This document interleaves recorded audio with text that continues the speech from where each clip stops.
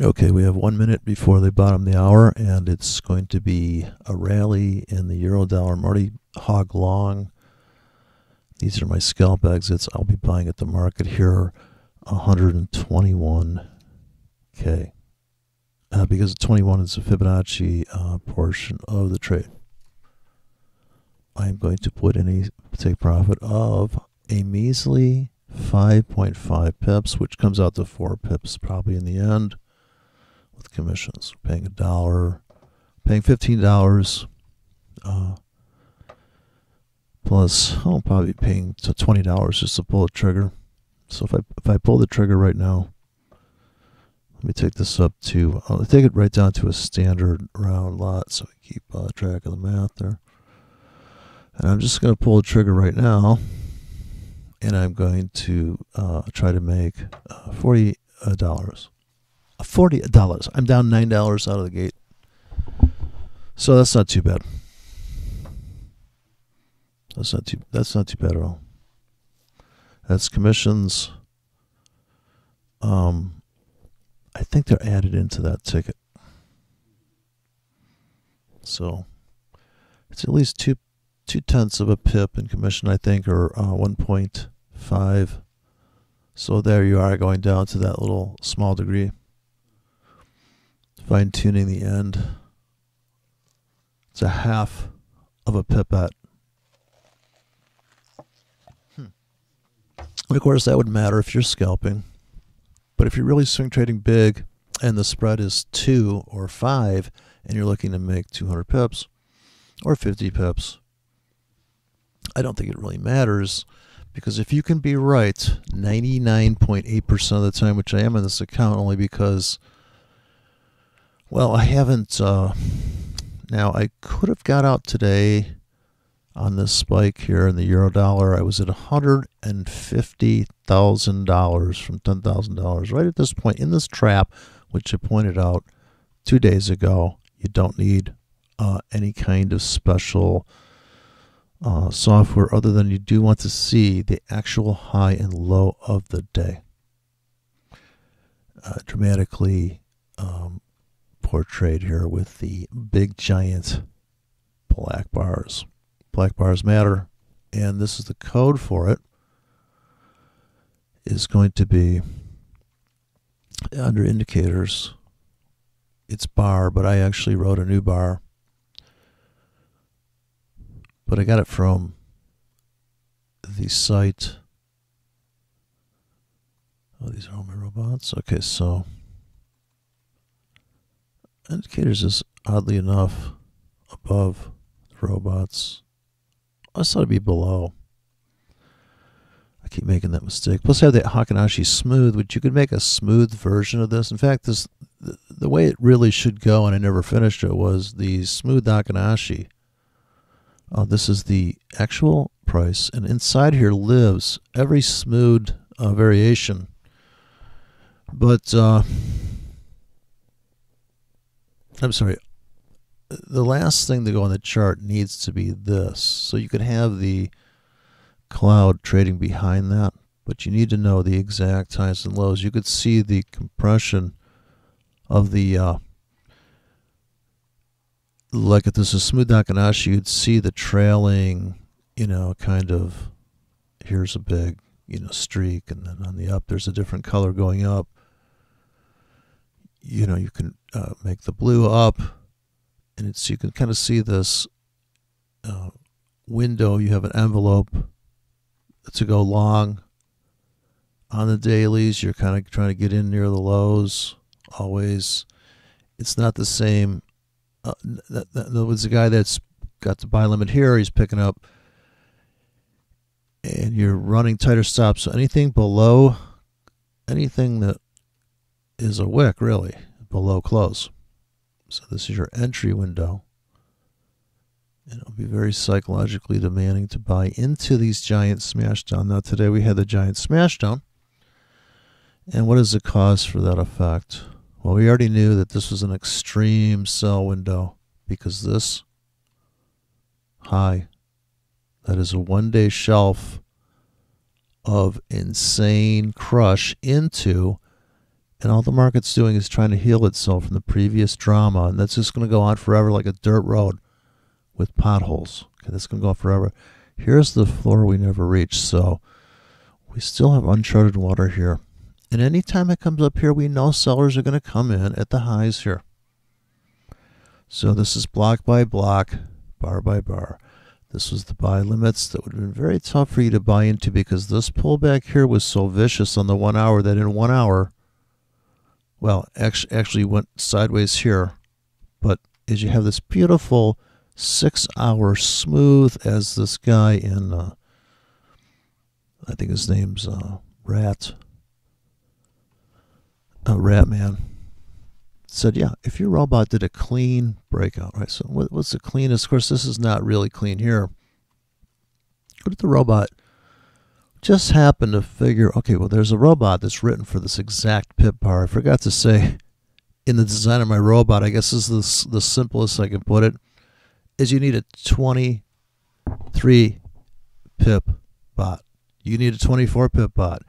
You need a bot that's going to come in here and go, oh, my, and of course, this robot is the 24 pip day bot, the 26 pip hour bot. When all of these bots see a situation and they glom onto it and they ride it, and preferably they would ride it from the long side. Now you could, and this is another idea, is that you could have a human determine the so-called trend, which I think it's better to speak of the so-called volatility, the current volatility, because the trend is irregardless. Volatility is the only thing that matters.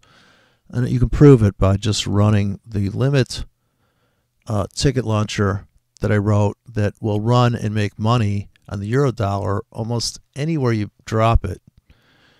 Given that it fills, right? It's just the fact that you could outtrade this robot, I'm sure, and you could probably trade it better if you, in conjunction with the limit bot, ran a stop bot that was directional.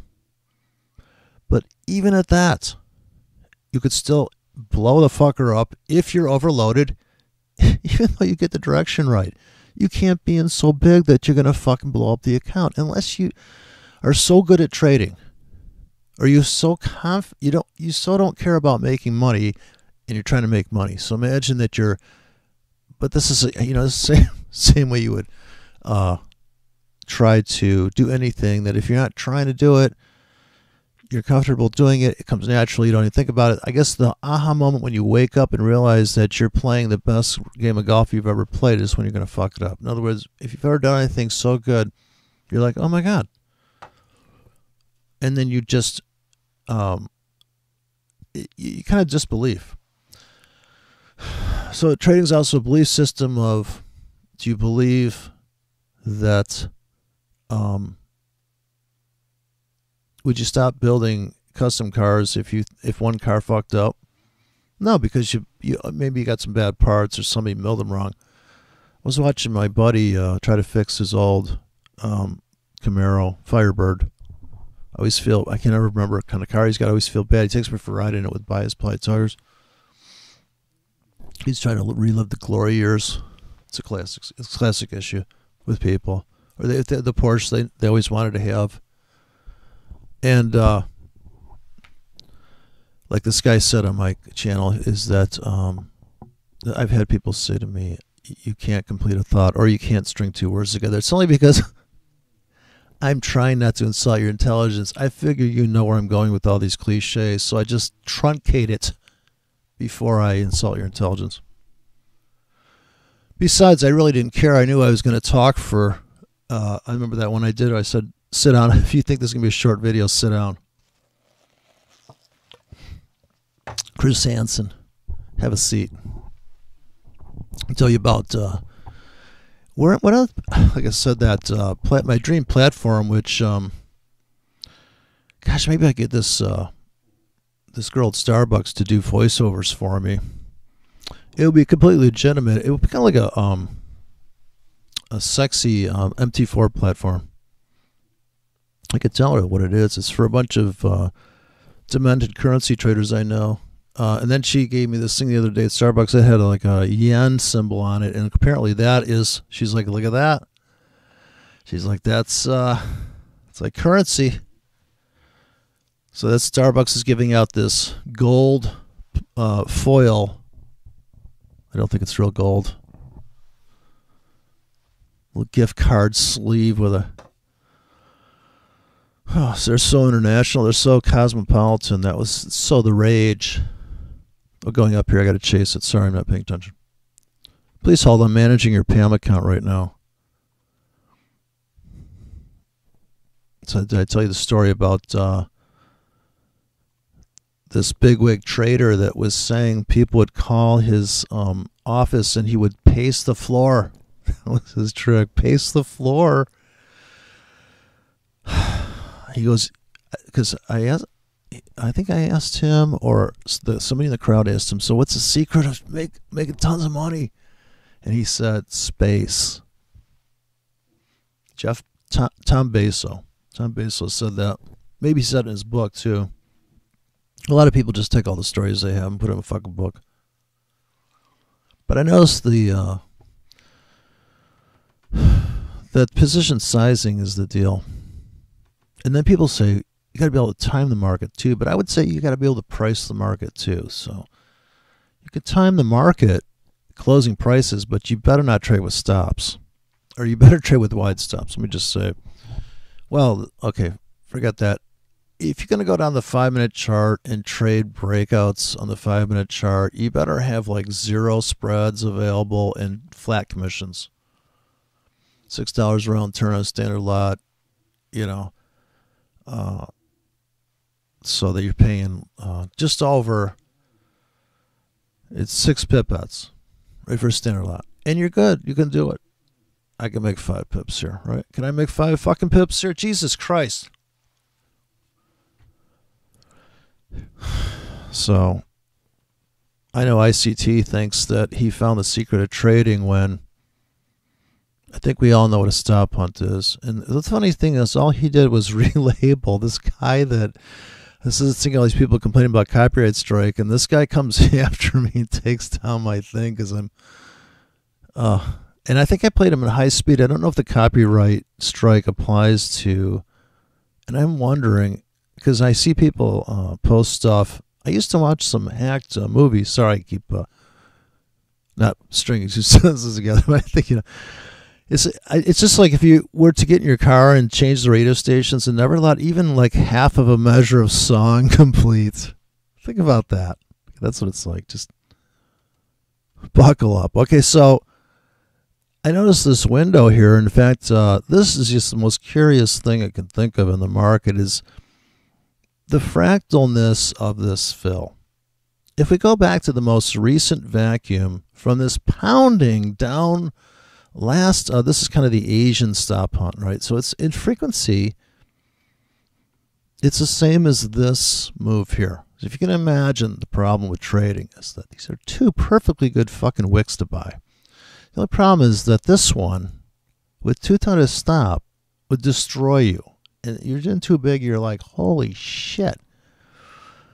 And I guarantee you, if you go to the 1-minute chart or the 3-minute chart on this wick, you'd be like, wow, look at that beautiful, nice bottom. Look at that fucking thing. Are you kidding me? Wow. I'm just going to buy this thing. It looks like an obvious fucking rally. Now, sellers will come in here, but I should be out by then. We're looking to make 5 pips. Can I make 5 pips, please? 4.5. 4.5, take home 5 on paper. So this is the big problem. This is a perfectly good place to sell on this rooftop. Ignore this 20 EMA. It's just there to show you that it only works very rarely. Very rarely. And of course, to me, it's a real pussy way to trade. This is the no-nonsense Forex style. Oh, yeah, well, I'm waiting for it to come to my 20 EMA here. Hey, Joe, that's a really good trade system you got there. Yeah, I know. I put the trade on here, and then the volatility just trounced me. In fact, I sold right there. Look, I was right. See, it went down. Oh, but wait. What happened there? What went wrong again? Could you tell me about that 20 EMA bullshit again? What the fuck have people got into this I see the comments. Look through the comments on any video where I know they want to take comments away because they don't want people in the Forex community to go, look at this guy. He's like, well, it's really good. Another really good video. Thanks. At 20 EMA. There's that guy who's in name. I've made fun of so many people. The one guy that's, this is so-and-so from Easy Trading. I can't remember his name. The guy that's nasal. Oh, God, he's so goofy. And he's like, hi, I'm so... Maybe that's his real voice. Maybe he was raised by people that, well, it's child abuse, obviously. Obviously. But we have divergence here on our side now. Waited all day for that, too. So I have this little demonstration here by Wolfram I found by just typing in the magic phrases price something, and this divergence emulator came up. This is going to create random, unless this is real data from some market that I don't know. And I don't know where. Now we have RSI. We have overbought. What was it? Something volume. And we have the VIX, I think, the volatility index. And it's showing you all the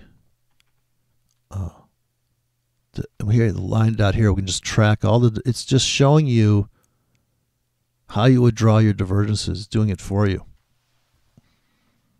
So I don't know what's going on behind the scenes here, but maybe the Illuminati's running this thing. Oh, we also have stuff down here. I guess this must be the. Oh, this is that's the stupid. I see what I did wrong here. I actually I see what I did. I didn't look to see that this on the top is RSI. Huh, look at this.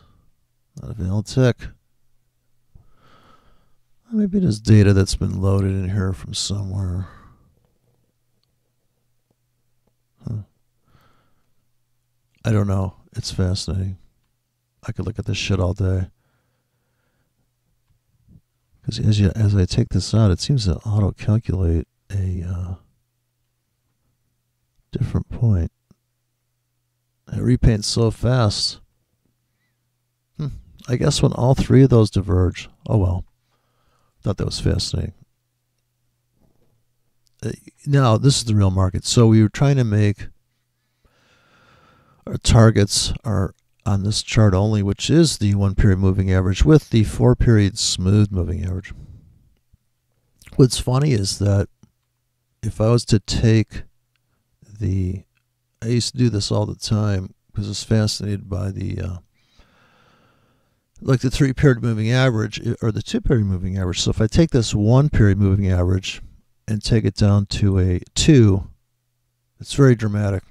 It's like going from a standard lot to a half a lot, and from a half lot to a 5K. So from 50K to 5K is quite a chunk. You know, if you were to just say, okay, we're going to go from 0 to 50, the first switch is 50K. And we're going to go 100 to 150, 200. It's a whole different kind of trading style. Or style sizing, I guess, is really the thing. I'm only down $57 here. I'm using quite a bit of margin. Like I said, I was at 100 and maybe 60 grand today on this account. And then I added when that came slamming back here. You see this vicious pullback here came and swept into the, I can see it better here. I'm just going to get rid of this shit. And look at this giant pullback. Maybe see the 4-hour chart better. So it comes smashing into that window, which is built. This is the hole we all knew was here. Every one of these from this whole wall a vacuum there. I don't know how to describe it, but that is a deal. And of course, this is the next thing. Since we've, this is all that matters now. This is actually null and void, or void and null is this point here, to make sure I don't cash out of these trades. So I have to hit a specific key, and it's not going to be the take all profits key. There's the daily chart. Now, after we filled this here, and we also came crushing back into this top, this was the impetus for this big sell-off. This is the cause for the effect. All the sellers in this window and all the sellers in that window, and apparently this window has not been breached yet. So if we could have a jigsaw indicator, what it would do would just, like, this doesn't even matter now. That's gone.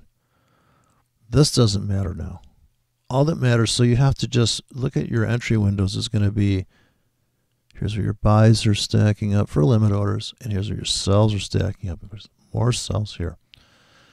All you're going to do is wait to go short, and you'll see this on power trading. Will save you a lot of time and money.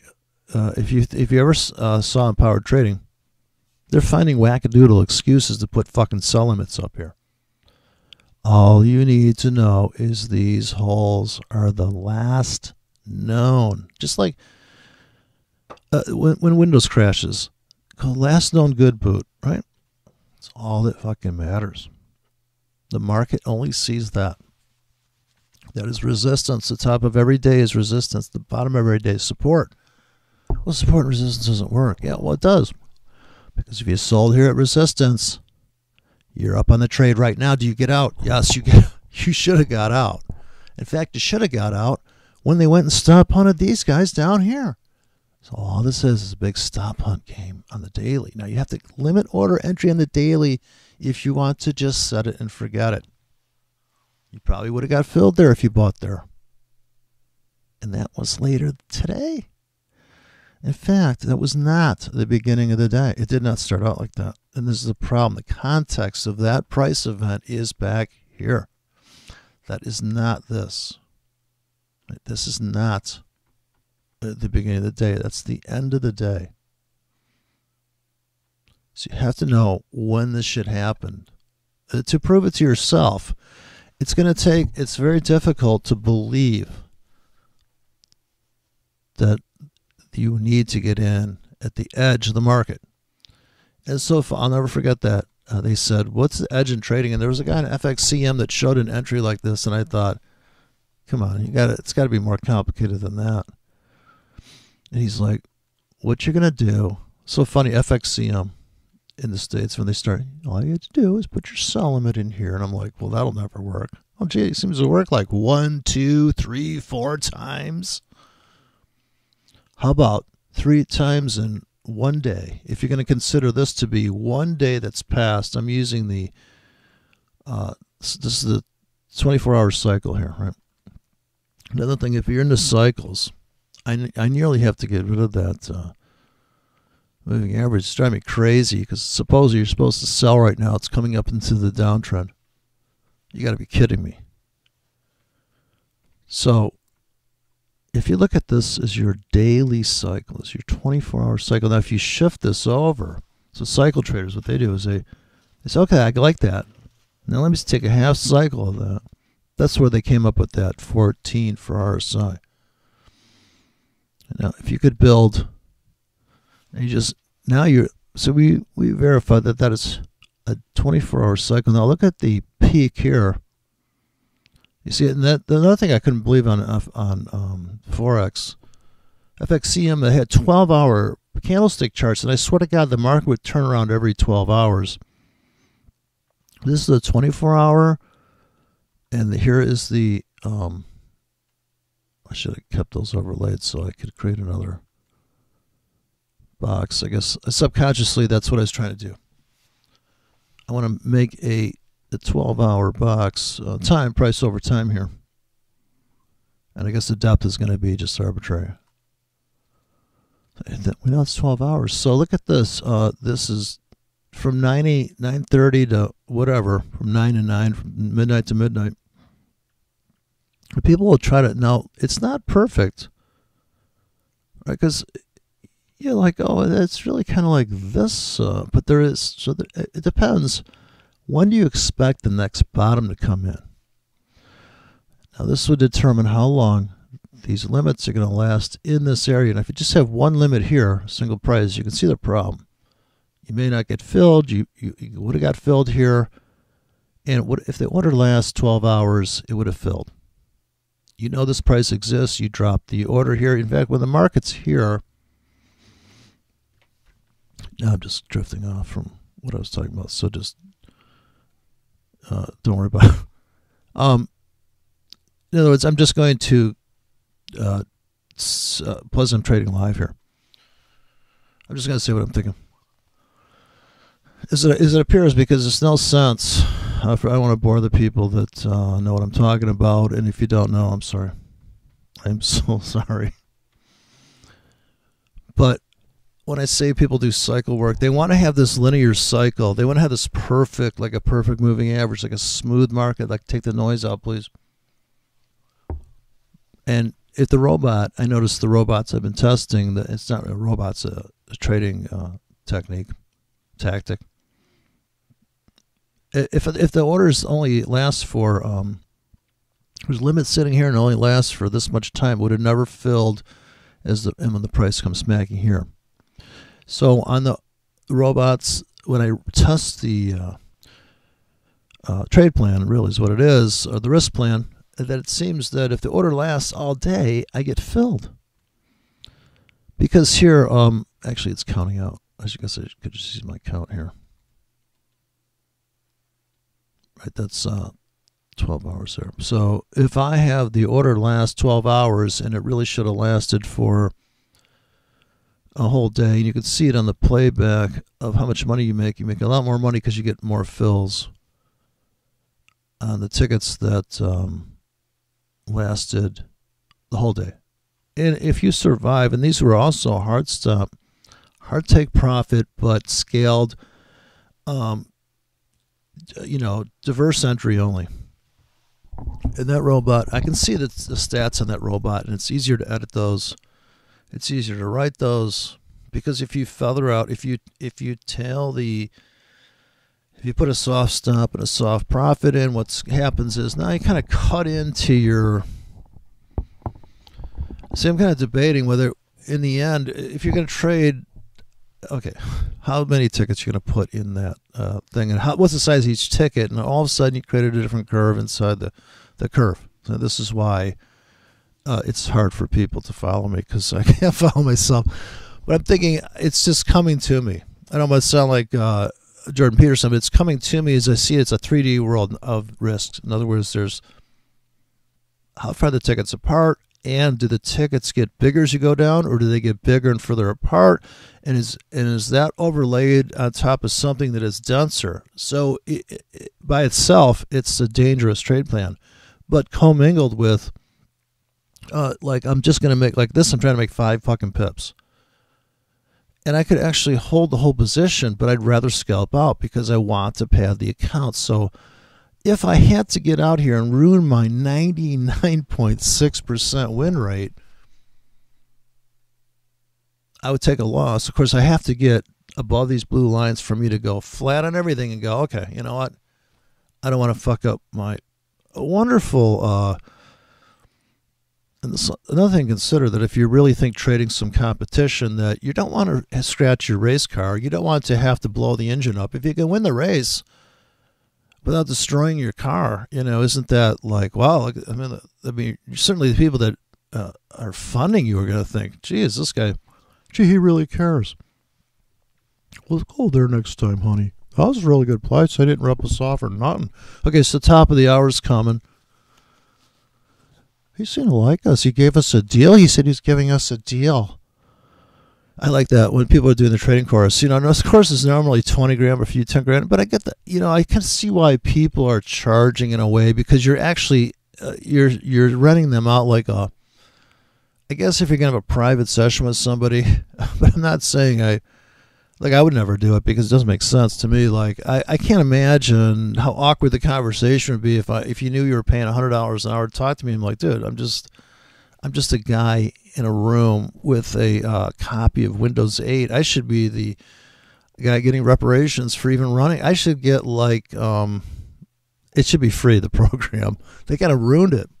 I didn't mind owning it when I owned a CD of it, and I had like this holographic. Does anyone remember Windows XP? I don't even know if anybody gets the hologram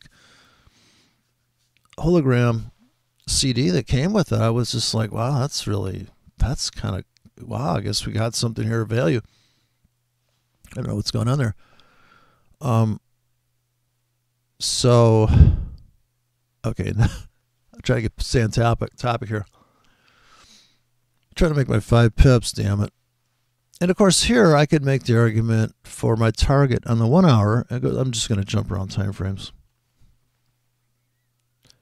That my target on the 1 hour would be in price structure over time, which is that closing price, which you see this perfect, absolutely almost perfect bottom become a top in time, even with the moving average saying it's okay, right? I'm used to look at this stuff all the time when I was a kid. Hey, that's a great idea. I'm in TradeStation. I'm like, oh my God, that's the setup. It's pointing down, moving average. This is a structure. A bottom becomes a top, and oh gee, let's get in here. And then of course, too tight to stop. And look, they stopped me out, and then it went down. Oh boy. Okay, top of the hour here, the bewitching hour, midnight. And by tomorrow, at this time, there will only be 5 hours left in trading. So really, there's less than 24 hours of trade. I mean, there's less than 24 hours of trading left, people. What could possibly go wrong? And of course, don't forget, if you were long, how many times, look at this entry. Did anybody catch the dumbass sell the top of the previous day? And the funny thing is, when you look at it like this is the daily chart, you're like, oh, I see it now. Okay. How can you find that? See, this is a test I should give to ICT. I hope he's watching. Check out, of course, I'm using a 200% push of, I don't know if it's helping my bars, but I'm running a bar here that's like 16 pixels wide, 16 lines. Look at this dumbass top here. I mean, just selling the that window. This is mind-blowing. Now imagine there's no stops on these 2 tickets. You have a reason for this sell. It makes money to here. And then you go along. Look at the whipsaw here. And then, of course, now go to the 4-hour chart. And it's really just disturbing because now on the 4-hour chart, you have a whole different view of the story, how it unfolds. And here you would make claims about the 20 EMA being the best fit on the 4-hour chart, except for situations where it never makes it to the fucking thing or it blows through it here. And totally, in other words, you sold here. It looked like a great setup. You even had a triple bottom become a top. Ruh-roh. Because this was the issue here. Right? It was filling this thing. This was the most, would have the most bearing on price action and price activity was that hole. You punch up, you fill it, right? It comes back. The market can't see this entry. Sell to 20, buy to 20. Hey, I like that 20 EMA. Yeah, it's great, dude, but don't forget, this trade in 4 hours made more pips than this trade in what? Wah, wah, wah. Stop hunted you. Oh, gee, what the fuck? Oh, honey, 20 EMA looks so good on paper. Oh, my God, we even back tested it.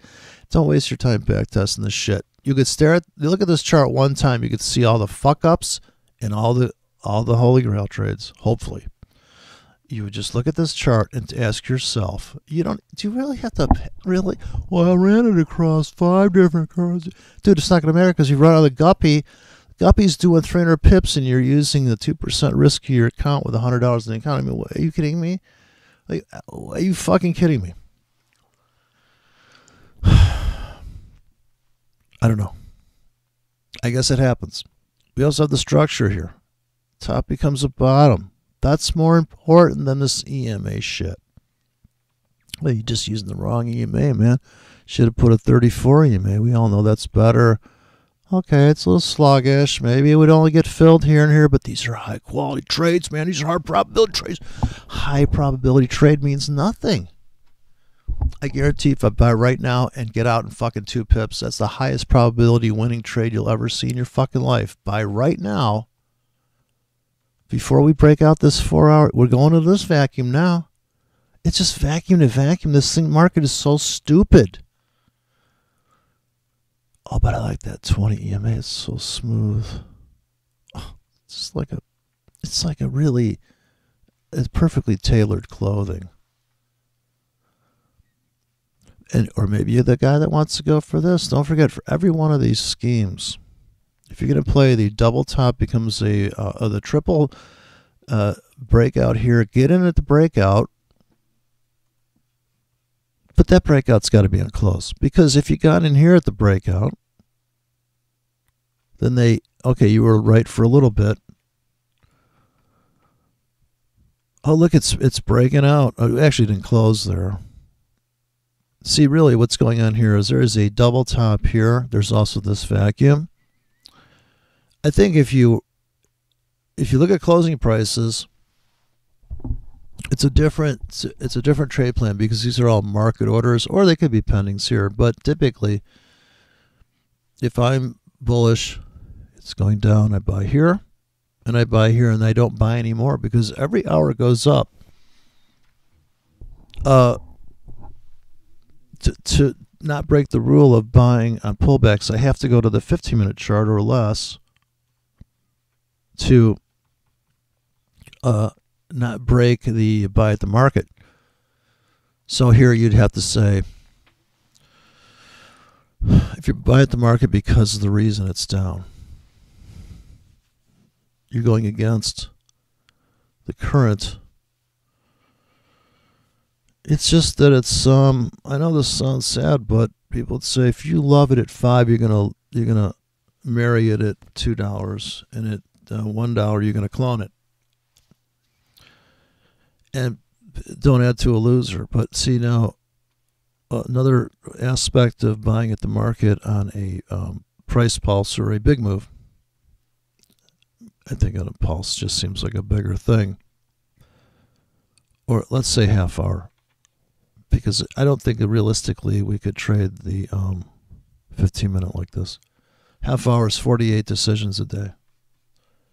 And how many long positions would you take in this currency? And that's also presupposing you think your trend trading works. It's the biggest joke. Trend trading with the wrong size is not even profitable. Or with a really tight stop, really big, they're going to keep stopping you out. You'll be right in the end. You'll tell me, "Oh, I don't mind losing 10 times to be right." I don't even know how anybody can take that amount of fucking punishment. More than this guy in Chicago downtown. More than a bruised rib. I just can't take your constant nagging me with getting stopped out. And plus, you got to get the fuck back in. Oh God, I got to come back to my platform and get back in that. That's what I thought, well, scalping with these tight stops is just fucking retarded. I'd rather scalp with a tight take profit and just be like, okay, man. Now, because of MT4, I'm able to press a button and get in a 10K and put in orders 2 pips apart, a 20K that lasts for half hour, and I could just pick up a sweep, a spike, up or down, cash out. I could decide. I could just have the pendings in there, and I'll decide. So it's kind of assisted living, right? Because it's doing it for me.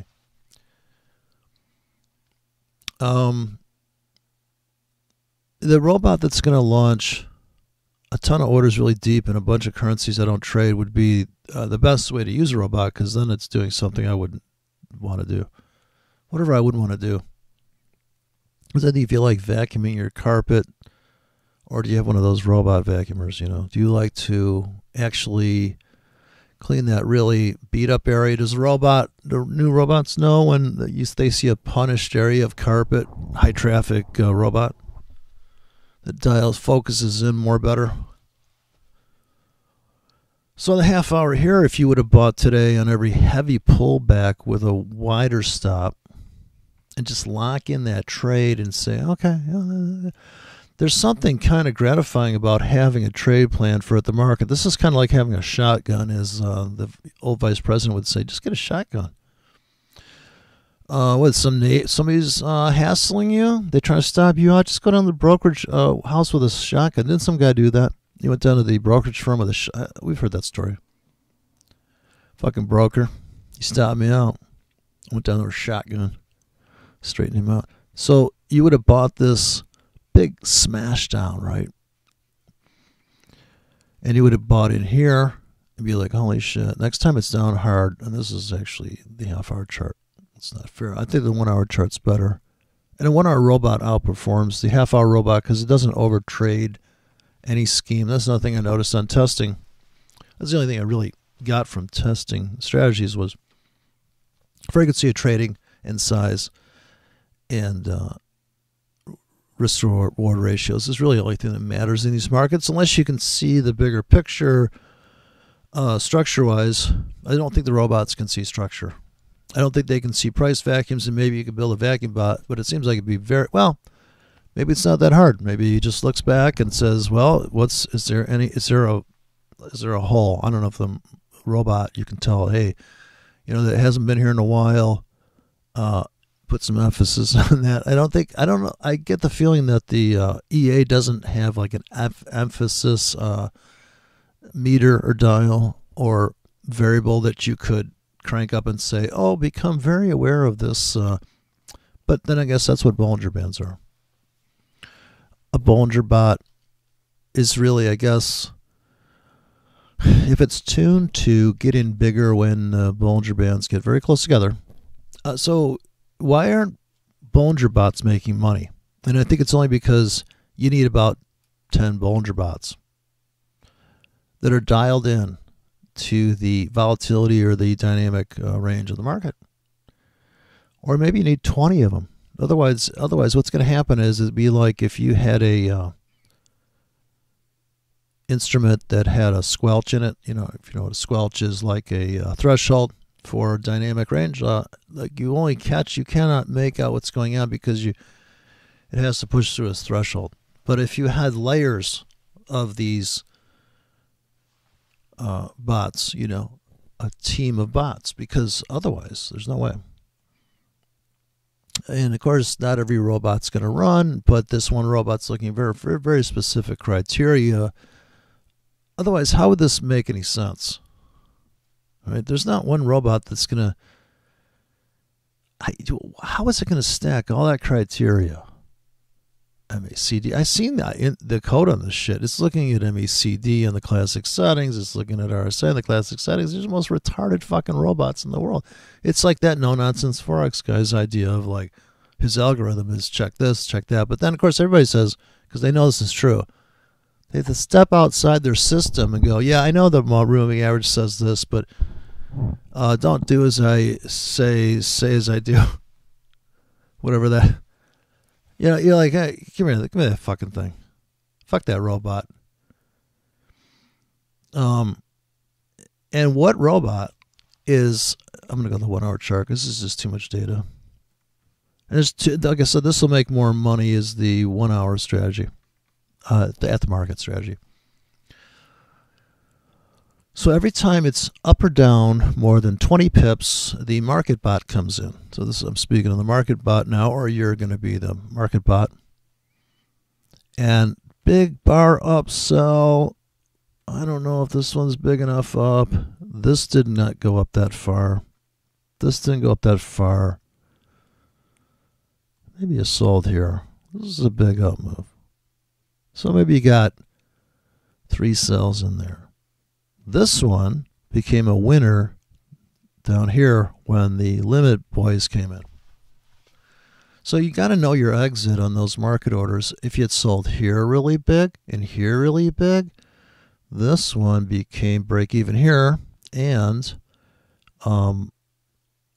also this is where people came back in, right? Because the people that traded this breakout, they're like, oh man, let's add to that, and they made more money, and they could, and then the market filled up this void that filled. So the Bollinger Bot, right? The Bollinger Bot's getting in here. The market bot's getting in, maybe buys this pullback and this pullback. And I don't know if you could imagine a vacuum bot is looking at this hole. Because the Bollinger Bot, I guess not any way to put it, but Bollinger Bands, you have to look that up. It's just lack of volatility is forming here. It's also called the beak trade, the pointy triangle. Also, we have this vacuum, which I don't think the robot or maybe the Jigsaw bot can see this canoe trade here. I call this the canoe trade with this mast up here. Oh, what people used to say, and that's a pattern that I was talking to some guy one day. He says, "You see that flag on the 30-minute chart?" And I'm like, "No, I don't." And then somebody told me there's a flagpole on the flag. I guess this is and I think this is the flagpole. Patterns people have are so funny. How about the Ross hook? This is the pole, and that's the flag. Well, so as far as this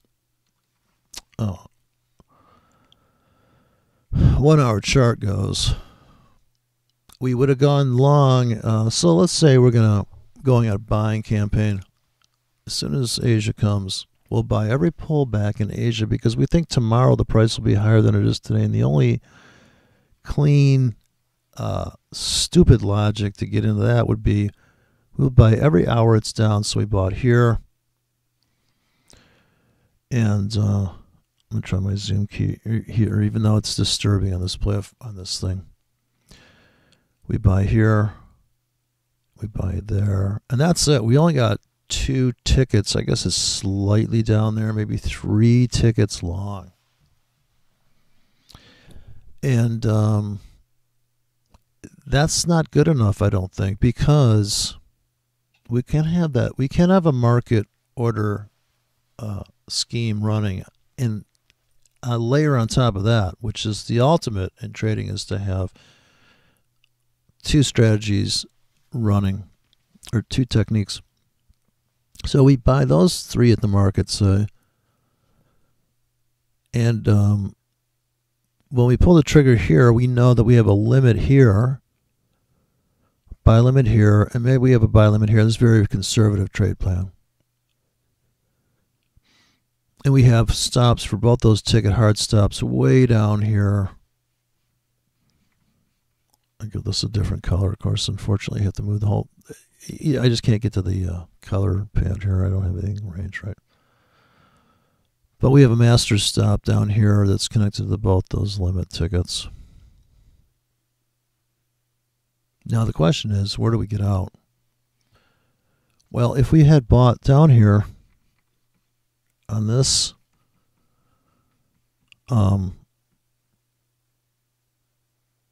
if we bought here, we need to get out of something here, because this is be the next seller's window.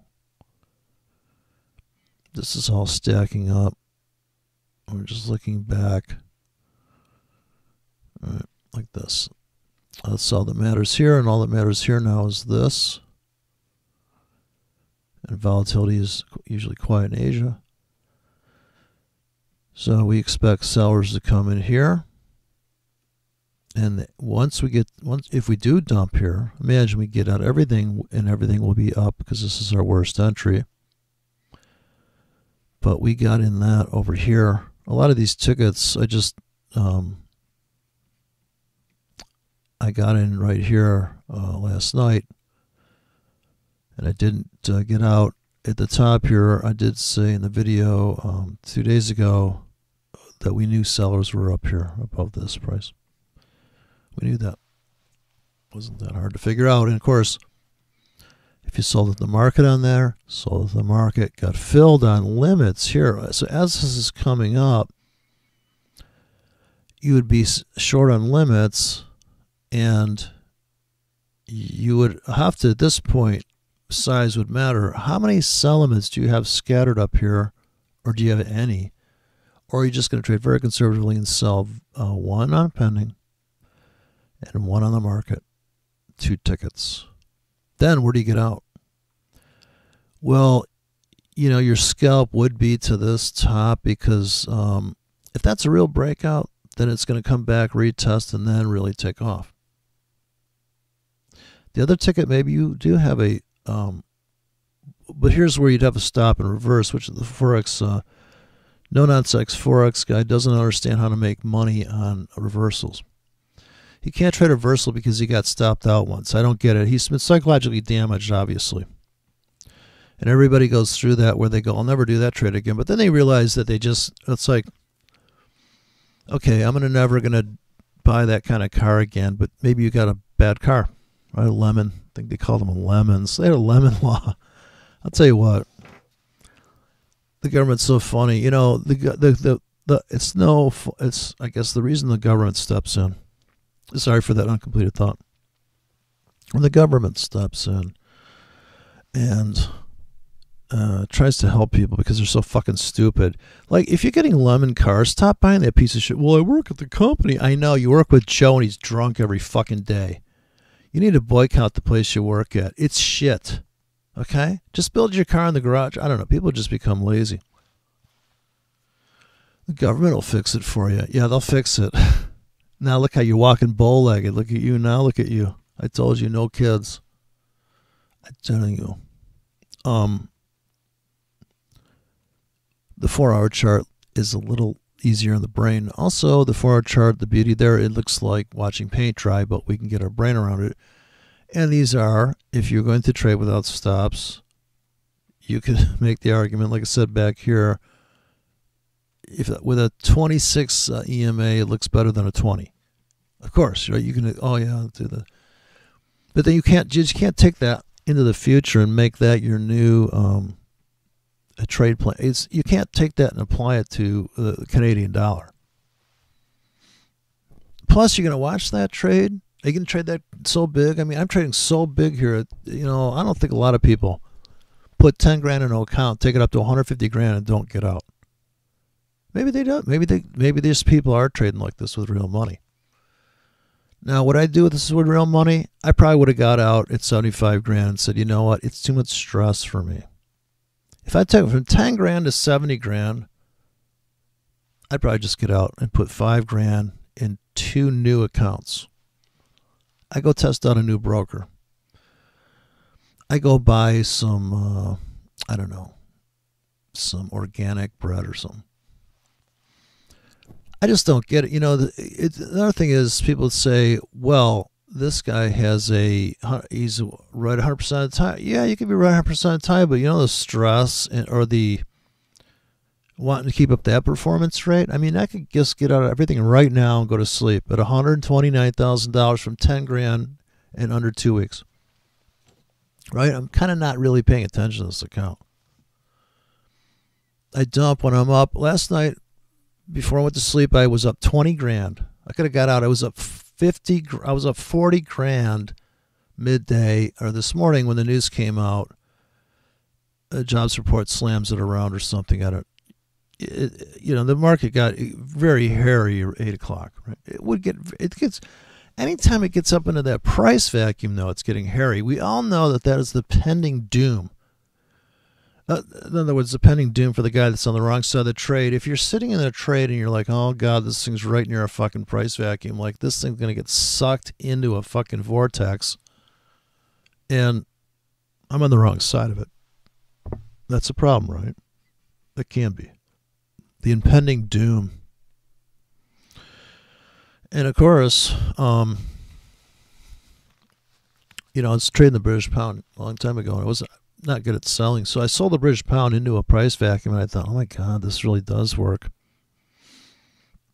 The British pound goes spiking down, and I'm like, holy shit. It was really weird. It was like I got out of the trade. It was a winning trade, real money and everything. And I was like, wow, that was awkward. I mean, I made money doing the most awkward thing in the world. So this is kind of this other thing is that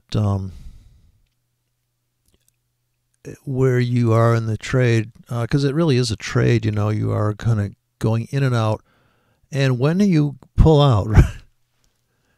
If you don't have it, when do you get out of that trade? Because when you're in, it is like sex. When you're in, there's a risk. Now, if you pull out and don't hit your target, which is okay, which probably not in the sex world, right? Because people are like, what, you don't love me? But this target is,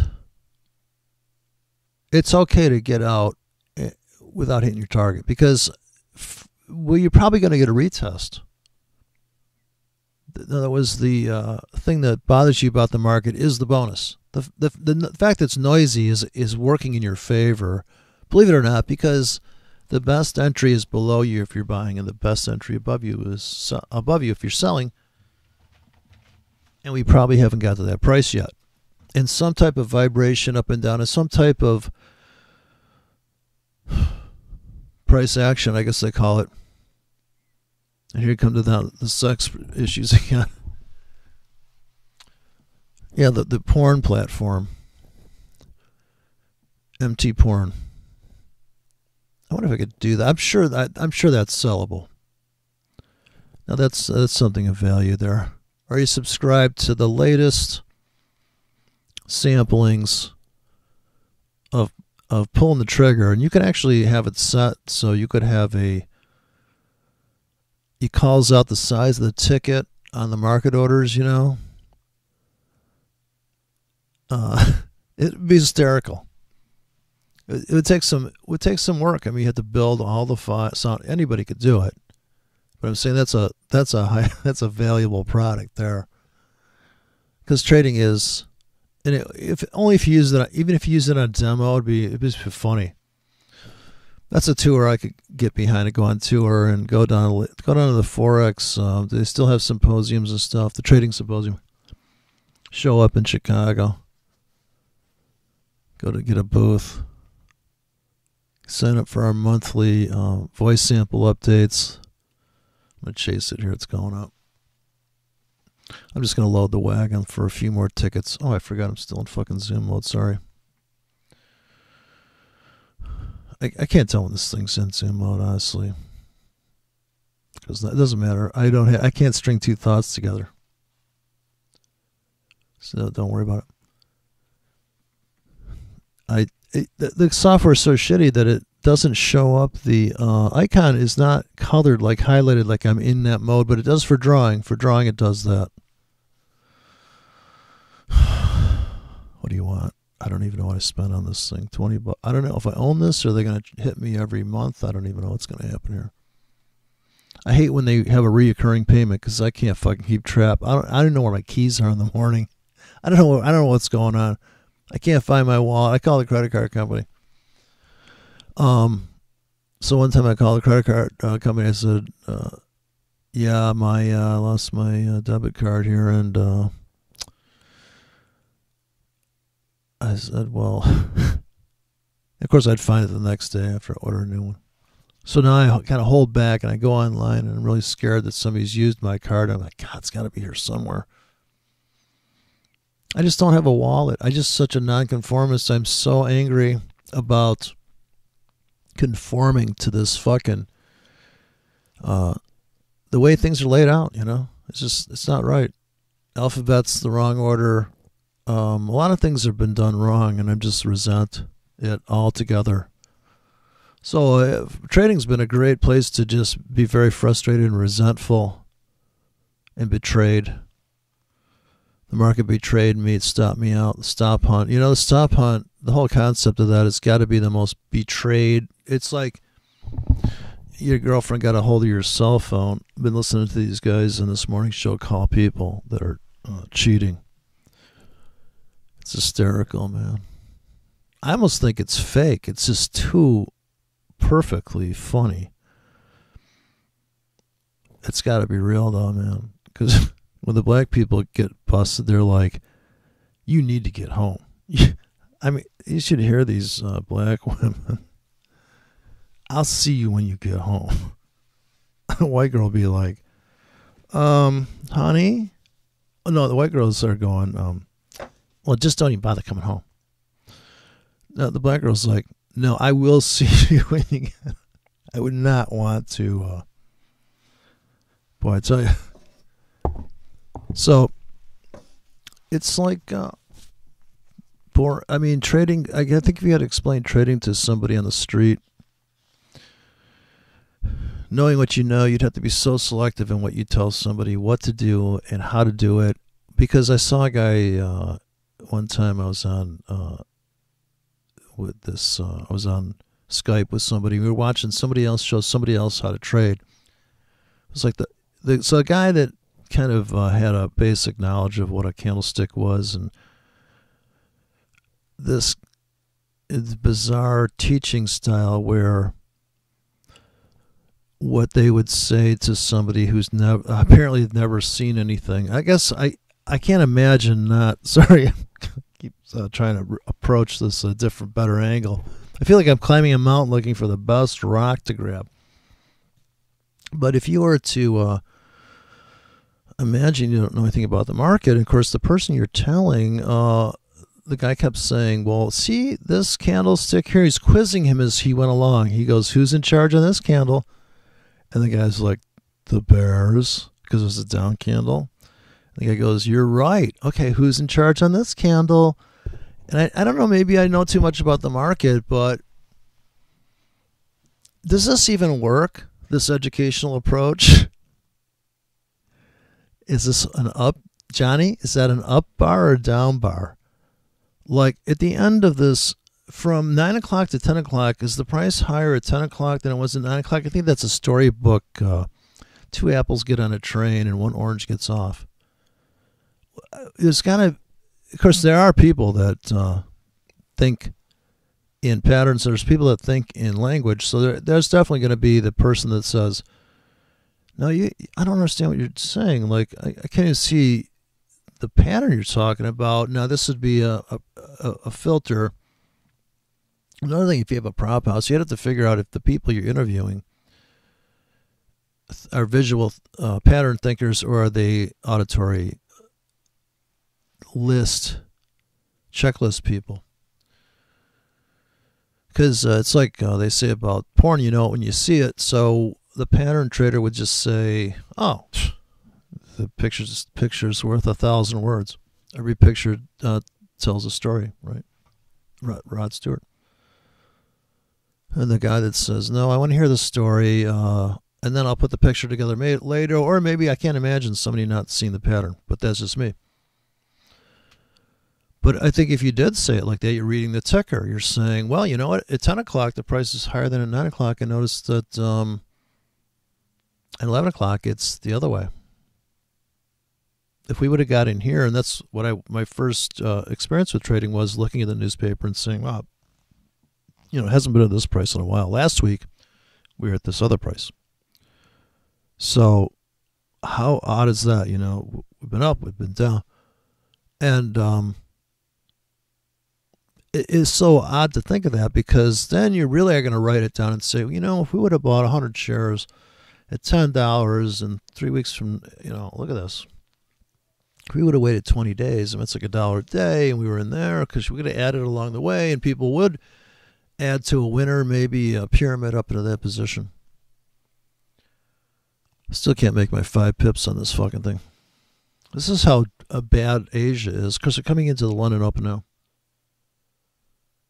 There should be some drama. We could still spike down. I've got limits pending down there. I think I have just enough margin for it. So we can still get picked up on some tickets here. You know, having the robot pull the trigger at the market in the 1 hour, if you're sleeping, Maybe you turn on the market bot before you go to sleep, and it just kind of comes in and buys real simple. I do have that robot. Haven't been able to block off the time it trades, but I can turn it on, turn it off, and if you open the platform on another computer that's hooked to the same trading account, then that platform will run those robots until you turn off that computer, and then those things they're done. No more fresh launches. That whatever pendings are there are still there, and that's the way to kind of control your prop house, virtual prop house with a bunch of robots. Otherwise, you're just going to do it. It's just like a bad relationship. Oh, she's drunk again. I got to pick her up at the bar. Hope she didn't bring home a friend again. So the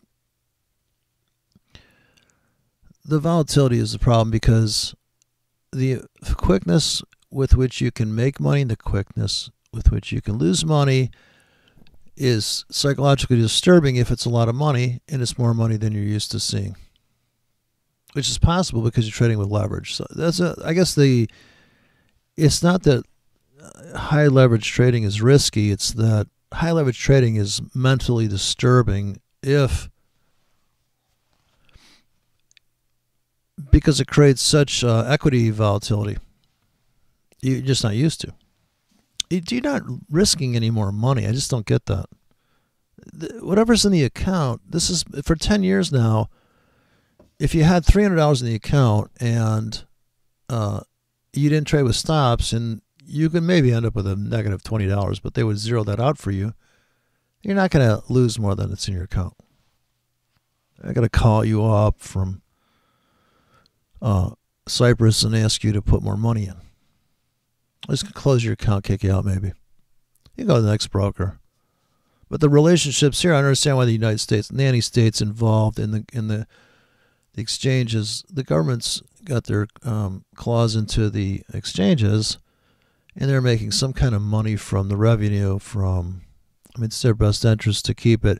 And it's all official. This is First National Bank it's not Joe's Bank or Mike's Bank. You never see banks listed like that because it's like Hollywood, Banks have to keep up this front. Bank of America, like the worst bank on the planet, couldn't hang by themselves. They were bailed out by the government, and now they've been bought by U.S. Trust. And because they cannot hang, a piece of shit bank like that cannot hang by itself. Now J.P. Morgan can hang because they're modern. They answer the phone, real human. It just blew me away. I actually had an account, and people said, hello? I was like, oh man, that robot's getting real good. The robots are getting real good. I had a phone call the other day with a robot, and it was so sophisticated. It might have had 40 sentence stems connected to each. It's incredible. So we're waiting for London Open here, trying to make my 5 pips, and then I'll just be naked as a jaybird into the weekend once again, long, no stops, no take profits except for these scalps, which are 10 and down, 10 to 5 pip exits.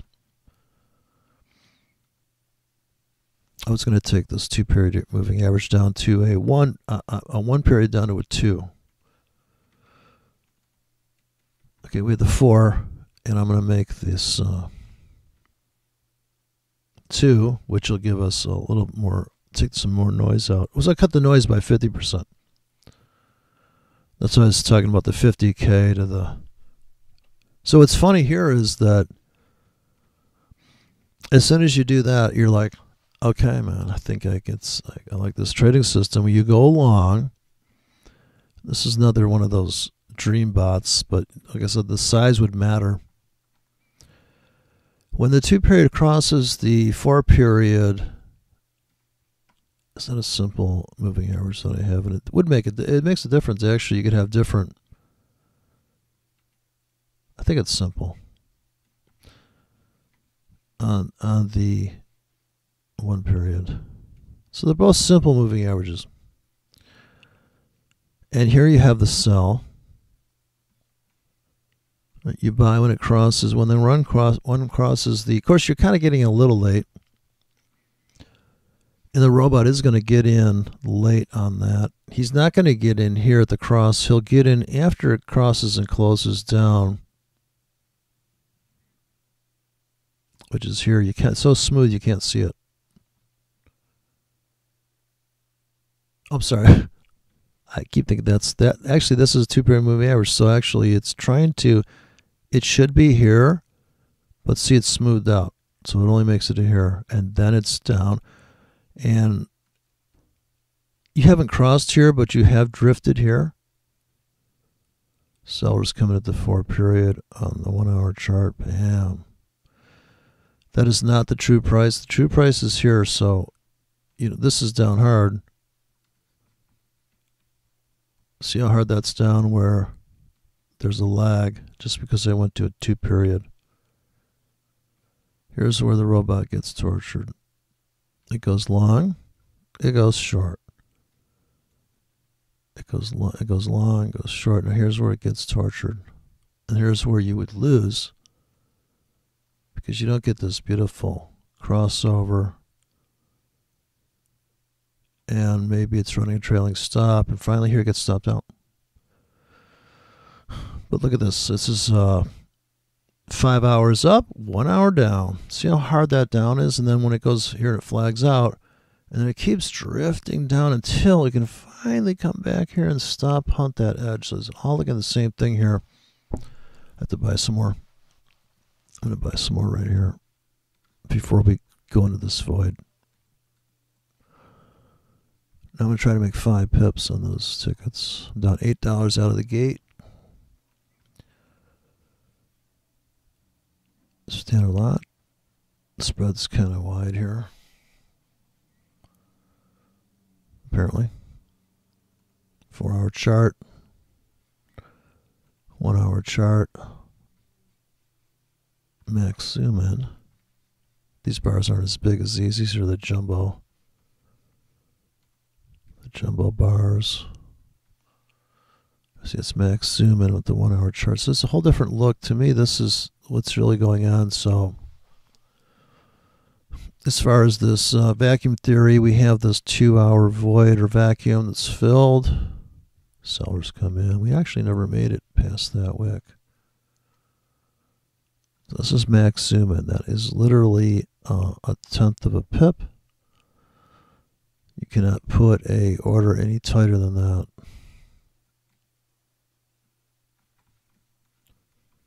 This is maximum scaled in. So I could put a buy limit. Oh, see, that's above.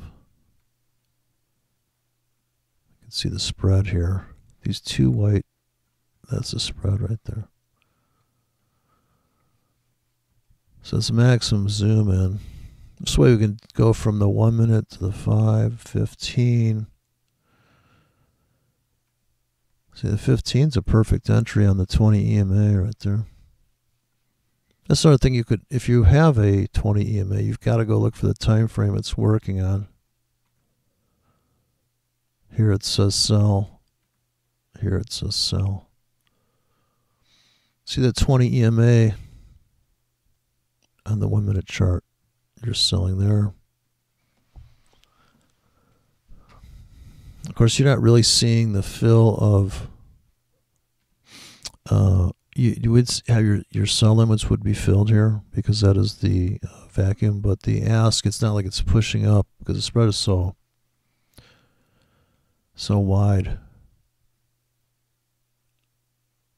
Okay, so we just broke out of here. And so fractally, this is the trap on the 1 minute chart. Now, if you're the 1 minute chart, you're really buying, or a 5 minute chart, you would buy every pullback. On the 1 minute chart, you buy every pullback. You can see how you'd be like, oh, bought here, bought there. Didn't buy this 1 minute, but bought that 1 minute. This is the 1 period moving average. This is the 2 period moving average. We're in buy mode here. So if you're doing Akanashi, it would go long here. And so you have crossed over and you buy it and you chase it on the 1 hour, not on the half hour. The 4-hour has not tripped yet. And here you would get kind of whipsawed because by the time you got short here, you know how if you don't take something off the table there, you're kind of like not making any money. But look how the 1 period, 2 period moving average gives you a beautiful triple top.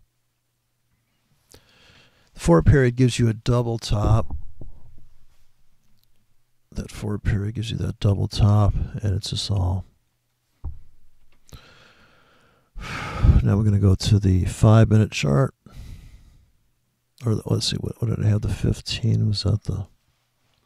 I'm sorry, the 1-hour chart is the one that's giving me the current kind of low frequency trading thing. Or if you do that stupid Williams alligator, it's the gap is big here now. It's very, very expanding. Volatility's kicking up into the close here. I'm going to wait for that to complete. Okay, the 15-minute chart's about to update. Let's take a look at that. Uh-oh. See, this is where people get confused. They say, well, gosh, I'd be selling here on the 15, but I'm long on the 1 hour. Which direction do I go? There's conflicting signals when you switch time frames. Daily chart says the 2 periods coming into the 4 period there. Look at this crossover here. It's like, see, this is what people say. They want to stay in the trade longer, so they're going, you know what? I know what I'll do. I'll just get in here at the crossover on the daily, sell, and I'll just keep with it until they cross back over and I get out. That's why a tight on the daily chart, yeah, a 2 and 4 period moving average, right? Of course, then you have the problem here is that it really looks beautiful here, but then here it doesn't not look so beautiful. This looks like a train wreck where you're just going to get whipsawed. This is why you cannot build this robot, right? Because that's not how you make money. That is not the only way to lose money in the market.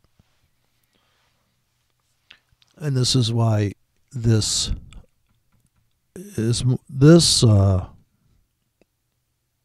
price is more important than that moving average crossing over. Here's where people are going to make this argument that this matches that, and it does. It does, but that's over now, right? That's over now.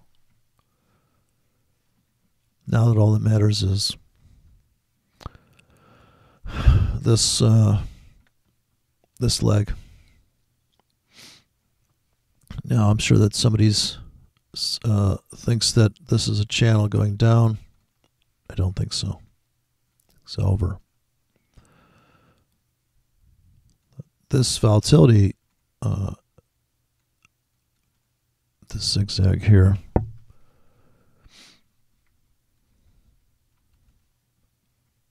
and that, so you would say, okay, but it's just no.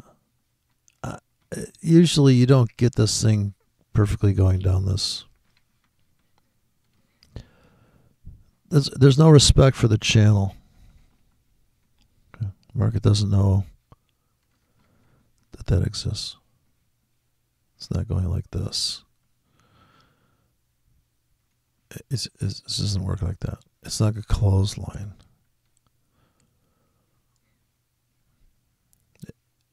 Sometimes it does do that. I just can't imagine that doing that. Maybe I'm wrong. I'd like to see where you get a triple move like that. Typically, that's very awkward. That's just too symmetrical. It's not like this is happening. People will make any kind of supposition, any kind of assumptions about the next move is kind of ridiculous. Because really what's driving this market is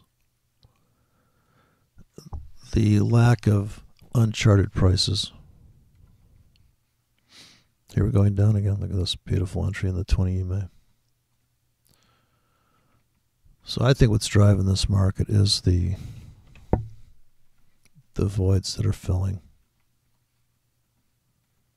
It's also what's causing high volatility moves. And of course, this 4-hour foyer gets rammed. Look at how you could have on the 4-hour chart, you would have been short into that, and you would add to it above here, which would be very scary for the person that's not used to that kind of entry. But instead of, you're just going to get in more tickets more aggressively.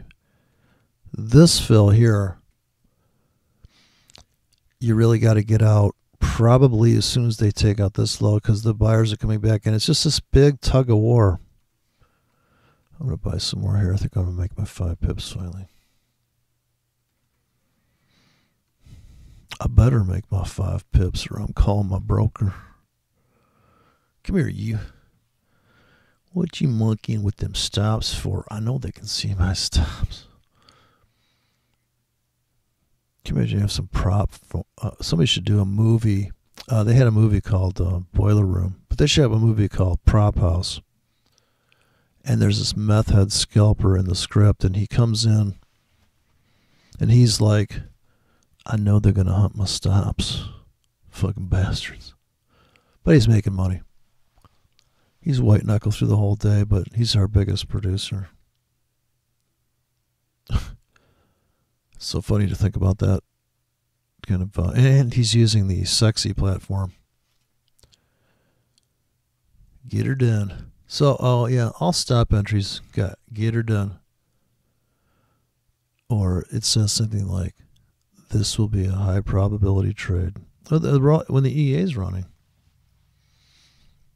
I wonder if I could get that into the EA. It calls out which EA is running. Breakout bot reporting for service.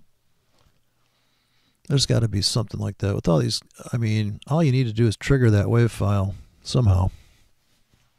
There's got to be an EA that talks. I haven't looked it up. Oh, I've heard that one that they have it in Power Trading. Order placed. It's some robot chick voice. What's bumming me out about YouTube is people post these YouTube videos, and when you click on it, it's just a fucking robot reading scripts. Text bot. Like, this is, come on, really? Just, or they have typing. It's funny that people that are either so shy or they don't have a microphone, so they just have a video how to, and it's literally they typing on a screen, and I'm like, okay, do you have a gun with a bullet? Because I'm going to kill myself. A gun's just not enough unless I pistol whip myself watching this video. How to read. It's like that movie I rented over at Blockbuster before they went out of business. It was the most intriguing title. I got it home. It turns out, nope, subtitled. Oh my God, I got to work. I had to punch in and go to work on this job. Your job is reading our movie. And of course, how can you possibly tell which syllable they're speaking for so you can make sense out of their acting? They don't have to be very good actors. If it's subtitled, I'm like, are they saying that word now? Or it's like a moving average on the movie. The plot. You always smooth the plot out a little bit for you. I took the rough edges off, took the clues away. What did they look left? Structure leaves clues. Look left. All right, and look right too. I think right is about how are you going to put limits in the future. Look right means I'm going to put an order in front of the market before the event. Look left means I'm looking for the cause.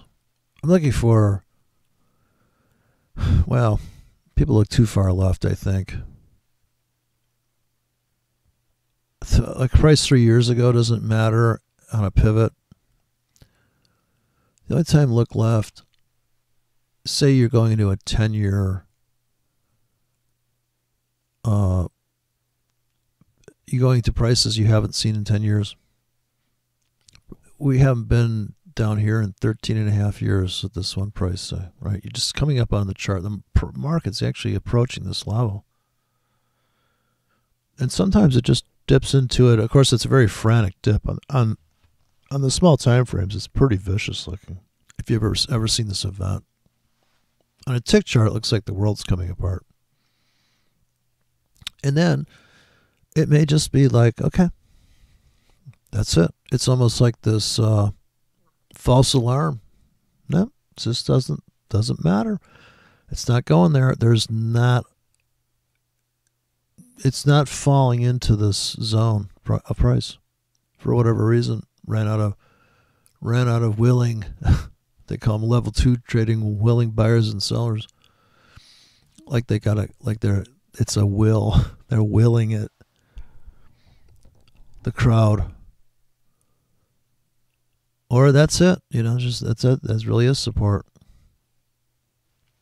It doesn't always have to. It also doesn't always have to fill these holes. It's not a mandate. It's not a guarantee. And there's always somebody winning. If you're losing, it's a zero-sum game, they say. And some people, I think psychologically, that could be a problem. Like somebody's ripping you off. You're wrong, they're right. It's a binary world. There's no kind of, well, of course, the only way to soften it is, this is where it is, a gray world, is how right are you? How big is your position in the market?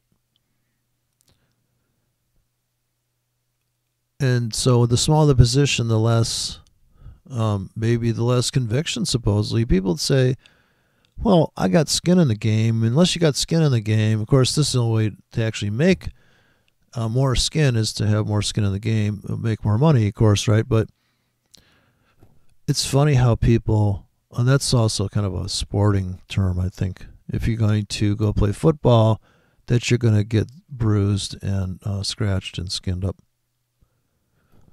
I think the language people use to describe the market is a lot of stuff that could be for or against you. And if they're words that are subconsciously triggering you, actually kind of affecting your trading, because if you've been told that don't add to a loser, that does sound like a good idea. In other words, don't keep dating crack whores. But maybe if you get enough of them, then you can have a prop house, Or I guess I can want a brothel. But some of these radical, or some of these contrarian ideas, done in the right proportion, right, in the right situations,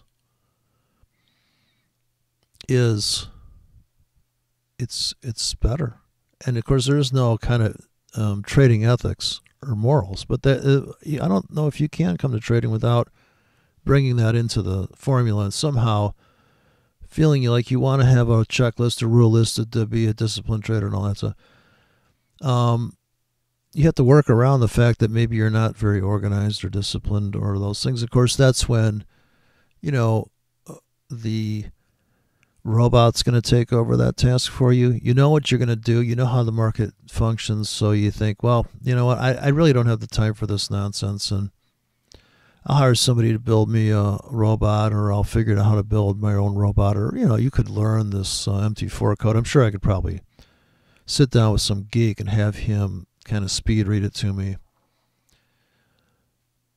And I'd say, what can construct? I would actually, I think if I approached somebody in the trading world, non-trading world, and I said, I'm trying to build a robot. And that's all you told them. You could probably get people on board with that, because that's the latest thing, right? Learn how to code. And then they said, well, what kind of robot are we going to build? And I would just say, it's kind of I won't say a lottery bot. I don't know how to really describe it to somebody. gambling bot. Oh, that sounds like fun. That's really what it is. You could call it a money bot, trading bot. When you say trading, though, it's better to actually, I almost tell people, do you like to gamble? How do you feel about gambling? Because really, those people are way more inspired, I think, than I think people that are really worried about losing their money are not the best candidates for trading. Because you're going to lose. Or you're going to be underwater. You're going to hold a loss, especially in a trend trade, a so-called trend trade. You're going to be underwater.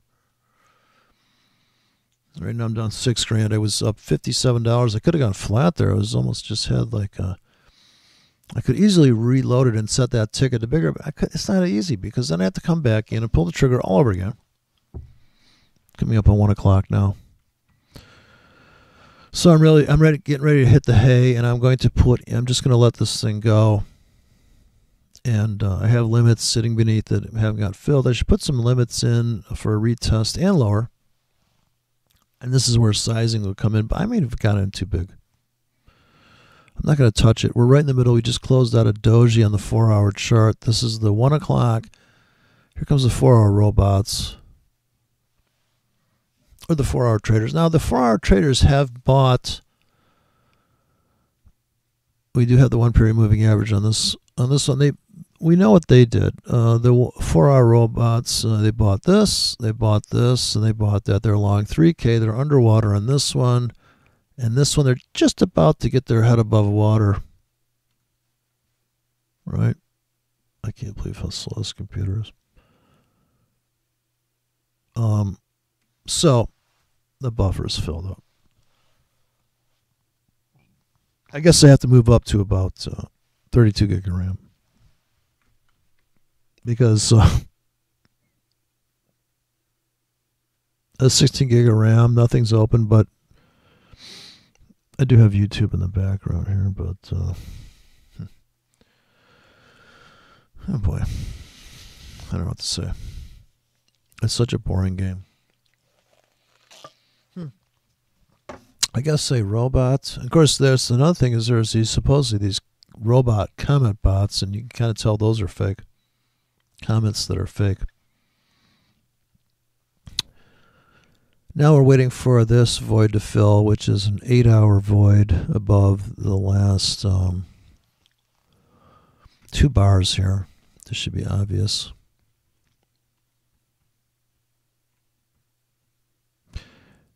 Yeah, you really have to change the language that you describe these things with. If I was to tell this to somebody, say, well, I'm trying to build a robot. Well, what is this robot going to do? Well, it's just going to execute order placement. It's kind of call up and shop on Amazon. I guess I'd have to explain it to the...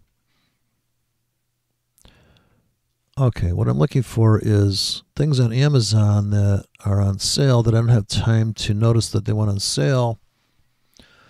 And what we're going to do is we're going to place an order with Amazon. Imagine Amazon has a new order system where you're allowed to say, I want to buy some pencils, number 2 pencils, by some major manufacturer. And when they drop 20%, this would be like the market order trade. If they drop 20%, buy it. Otherwise, you have a threshold of actual price. When they get below $1 for 10 pencils, just fill my order. Fill 10 tickets of that, 10 orders of that. Oh, that sounds like a great way to... And of course, you're describing the robot, which in essence is really just a human carrying out a trade plan. And so why are you buying these pencils? Well, because I have a store where... So you either own a store that uses pencils, or you own a store that's going to label those pencils and change them and mark them up, and then that's really the thing that you're going to try to customize. Or you're just another pencil store, and you just want to get an inventory that you can sell later, and maybe you're just going to wait for them all the trees will die, and you're just going to have the only guy with pencils. That's kind of the gold hoarding idea. The world's going to come to an end, and you're going to be walking around with gold that's worth $1 million an ounce. You and Bull Pony be having sex in, in a hotel. But I mean, that's people have these dreams about things. But I think that's how you have to view this, because if you get too involved in looking for a Gartley pattern, you could just be like, I don't even know how, once you get into these fantastical cloud trading, I mean, you can just go on YouTube and look at cloud trading. Just look up cloud trading, and I mean, just to get through the language of that, like what's a Tenkanashi and what's a Tankawillo entry, and what are all these terms, or look at point and figure charting. If you just want to blow your brains out, or just hang yourself, get a nice white noose, and take a look at the schemes that people have come up with to trade these markets. The level 2 trading. And people say, oh, you can make all the funny, it works. Okay, it works for you because you can see the market like that, but still, that's not why you're making money. You're making money because you're not getting in too big, apparently, or too small, or too tight a stop, or too wide, and you're getting out, and you're taking your profits, and you're only trading certain times of the day when the market's active, and you're not afraid to make money. I mean, that's not why you're making money, because you're using level 2 or RSI. It's because you don't mind losing $10,000. So if I only put 10 grand in this account, I'm going to take it personally if I get up to 150 grand and it comes all the way back to 50 grand. I'm like, people say to me, well, people looking from the outside would say, but you're still up 40 grand. What are you crying about? You don't understand, man. I was up 100. I talked to somebody about that, and they were up really big and they didn't get out. And it's all right. I mean, it definitely is for some people. That's like the biggest loss of your life. But if it's money you never actually realized, and of course you're still alive to talk about it. Well, the market just got a very tight spread going here. So coming into the London Open, and this is the second time on the 4-hour chart we've been in this price. Structurally speaking, I do think this low back here, look left, that's as far back left as I'm going right there. That's up. Top becomes the bottom, we ricochet off it, we come down, we stop punt, pick up more tickets, there's more liquidity, or there's more tickets down here to grab, there's more stops to hunt. And that's also, that whole stop hunt phrase is taken from the idea that retail traders are losing money. 90% of retail traders lose money. They put their stops down here to protect their long position because they got in on this 20 EMA. They went long back here. They trailed their stop to manage their risk. They're trend traders. Their targets up here. I mean, this is the argument. And they hunted their stops. I guess they won't be along for this. Their target that's up here, because it's a Fibonacci target. You know that. I have to tell you that. We all know that there's in fact, I'm sure that, I hate to go there, but I'm going to take the Fibonacci tool and prove that there's a target up there. I'm going to use the Wick tips to prove it, and I'm just going to arbitrarily throw this in. This is also the Tony Plummer Fibonacci default. And you see the 618 was hit, right? This is swing load. I'm cheating and putting on the wick. I'm forcing the 618 as the target. Oh, look, it hit it. See? I guess the Fibonacci really does work. Okay, buddy. Turn on the Fibonacci bot if that's true, because I'm cheating really, because if I was to put this on closing price, it's here. It is still there, but it's overshot, right? If I go from wick tip to wick tip, it's still overshot, But look, it hasn't hit the Tony Plummer exit, the 4. I think he uses 461. He doesn't. He does 4618. So we haven't hit my target yet. And look, it looks beautiful on the daily. Look at this thing. Pulls back to this. Oh, my top bottom's right there at the 618. I guess it really does work. Oh my God, it's so retarded. It's worthless without any kind of sizing considerations, volatility considerations. It's completely worthless. This is easier to see. This makes more sense. I don't know if we'll make it back to this top. And when the market really starts to take off, does not matter. I think I see a reversal here. Faint as it may be on RSI. Our first positive reversal, we are more oversold at a higher price. Very rare setup on the daily. And we are waiting to make our 5 pips. And here it comes. So I will be getting out. This is the end of the month also, and this is it. Market's closing in like 16 hours. 4-hour chart. And this is a reversal also on the 4-hour chart. You see we are more oversold here. And we are at a higher price. More oversold. That is the signal.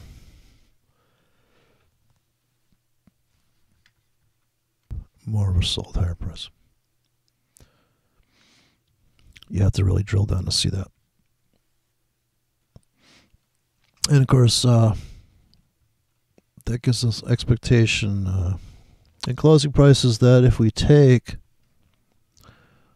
that discrepancy between these two prices, add it to the highest close within that, which is here, that's our target. But we really do think it's going to keep going up. At least 5 pips. I will make some money here. I'm not going to buy one more ticket, and then I'm going to put in my take profit on that one.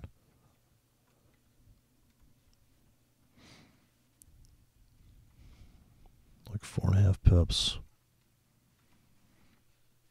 I go the 5 minute. The 1 hour was the one that gave us the crossover. See, it's crossing back over. He's getting whipsawed there. It's so funny. People build trade system. They go, you got to ignore that signal. No, you got to just get rid of it. Just trade the actual prices. So there's my take profits for tonight. We'll cash out on the ones that have the take profits. I could also move these. Could spread them out a little bit. Hold down the Alt key and move a couple of those up. So that's a soft exit. But I do want to get out of most of the stuff right here at this pivot on the 1 hour. Right, this is the last known bottom. So here's my exits. I'm selling into that. And the rest of it, we're just going to let it go.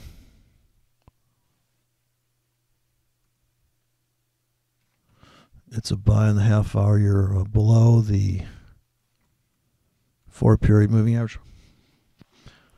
Okay, now we just got to let that go and see what happens.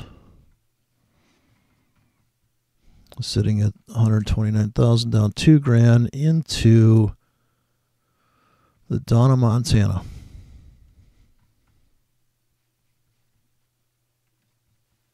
A tightening up before London. We would have bought that 1 hour down. So we'd be long here.